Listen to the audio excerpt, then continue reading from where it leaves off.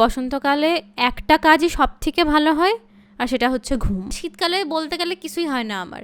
তো বসন্তকালে 2 সপ্তাহ ঠিক থাকি, তারপর 2 সপ্তাহ টনসিল, তারপর 2 সপ্তাহ ঠিক থাকি, তারপর 2 সপ্তাহ সর্দি লাগে। গ্রীষ্মের মতো ফ্যানের বিলও গুনতে হয়, শীতের মতো প্রত্যেক দিন সকালবেলা উঠে ক্যাথা ভাঁজ করার প্যারাও খেতে হয়। একাই একেবারে সব ঋতুর ফিলিংস নিয়ে বসে আছে। ফ্ল্যাশব্যাক। বন্ধুগণ, আমার আজকের ভিডিও কোনো হাসির ভিডিও নয়, কোনো কমেডি ভিডিও নয়। ভিডিও হাস্যকর হবে কেন রে দিদি, তুই তো নিজেই হাস্যকর। কন্ট্রোল। আমার আজকের এই ভিডিওটা খুবই সিরিয়াস একটা বিষয়ের ভিডিও বন্ধুগণ। আমি আপনাদেরকে এমন একটা বিষয় সচেতন করতে যাব যেটা নিয়ে আপনাদেরকে কেউ কখনো সচেতন করে নাই, কখনো না। এই শোন দিদি, বাংলা রচনার মতো তখন থেকে কথা পেঁচাস না তো, যেটা বলার আছে তাড়াতাড়ি বল না। তুই কি যাবি এখান থেকে? তখন থেকে এক কথা পেঁচাই যাচ্ছিস, মানে তোর কন্টেন্ট নাই, তুই বলে দে। এই বের হ, তুই বের হ, বের হ, অনেক জ্বালাইছিস, বের হ। সরি দিদি, সরি, আর করবো না দিদি, সত্যি বলতেছি আমি আর করবো না।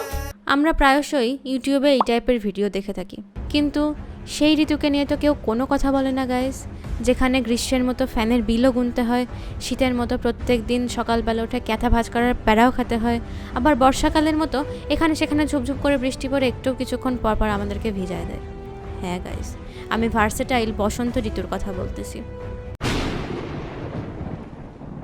কেন বসন্ত ঋতুর বিরুদ্ধে কেউ কোনো কথা বলে না জানেন? কারণ বসন্ত ঋতু হলো রাজা, আর রাজার বিরুদ্ধে কেবল একজন সাহসী মানুষই কথা বলতে পারে।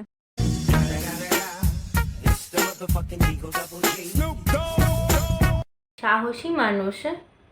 সেটা আবার কই দিদি? এটা হচ্ছে joke of the year. Guys, আমি ওকে একটু বাইরে বের করে দিয়ে আসি, হ্যাঁ দাঁড়া। সরি দিদি, সরি। তাই আর বেশি কথা না বলে চলেন ভিডিও শুরু করি। Let's begin.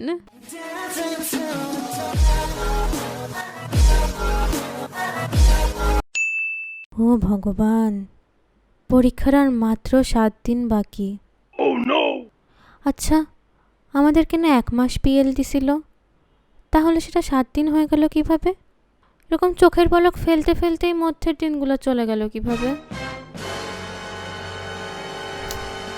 সে যাই হোক, এখন যদি পড়া আমি শুরু না করি তাহলে আর কোনোভাবেই আমার ফেল আটকানো সম্ভব না। না, আজকে থেকে পড়াই লাগবে, যত যা কিছুই হোক না কেন। আজকে আমি পড়বই পড়ব। খিদা পাক, ঝড় আসুক, ভূমিকম্প হোক, ঘরে আগুন লাগে যাক, যা কিছু হোক, আমি এই টেবিল থেকে উঠবো না।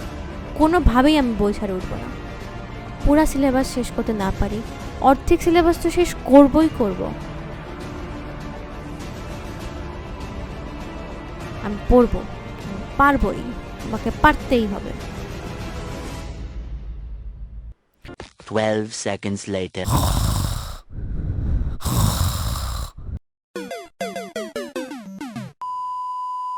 এক কথায় বলতে গেলে বসন্তকালে একটা কাজই সব থেকে ভালো হয়, আর সেটা হচ্ছে ঘুম। মানে আমি যাই করতে যাই না কেন, খাইতে, বসতে, শুইতে, পড়তে, মানে যা কিছুই করতে যাই না কেন, 5 মিনিট পর আলটিমেটলি ঘুমই ধরবে, কোনো কাজই হবে না।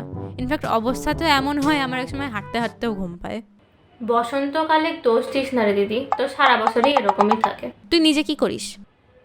না, একে তো ঘুম থেকে উঠি বেলা 11টার সময়, তারপর নিয়ত করি যে আর যাই হোক দিনে অ্যাটলিস্ট ঘুমাবো না, মানে দিনে কিছু একটা করব, সেটাও করা হয়ে ওঠে না। আমার দোষ না, কিন্তু এই টাইমে ঘুম পায়, আমার দোষ নয়। যদি নাহলে আমি ভিডিও দিতাম। এত ঘুম পায়, মানে স্ক্রিপ্ট লেখা হয় না, ভিডিও দেওয়া হয় না। বাহ, কি সুন্দর ঝলমলে রোদ, গাছে গাছে ফুল, ফুলে ফুলে প্রজাপতি। আই মিন, মনের প্রজাপতি বড় প্রজাপতি, তাই না? ধরে নেই প্রজাপতি আছে।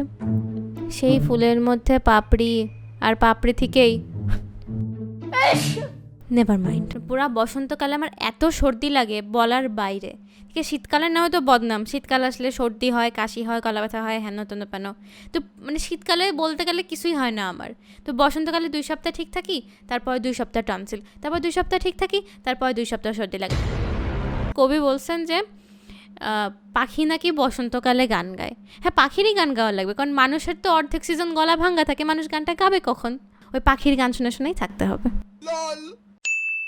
আর এই হইছে এক ঋতু, গরমকালের মতো ফ্যানের বিল দেওয়া লাগবে, শীতকালের মতো ডেলি ডেলি ক্যাথা ভাঁজ করা লাগবে, আর যদি রাতে ঘুমাতে যাই তাহলে তো আলাদাই ব্যাপার, একটু পর পর পা বের করতে হবে, পাটি পাতা হবে। আর যদি সেটা না করি সকালে উঠে দেখবো হয় ঘামে গলা টলা ভিজে গেছে, আর নইলে দেখবো একদম শীতে কুচড়ি লাগে ঘুমাতে হচ্ছে।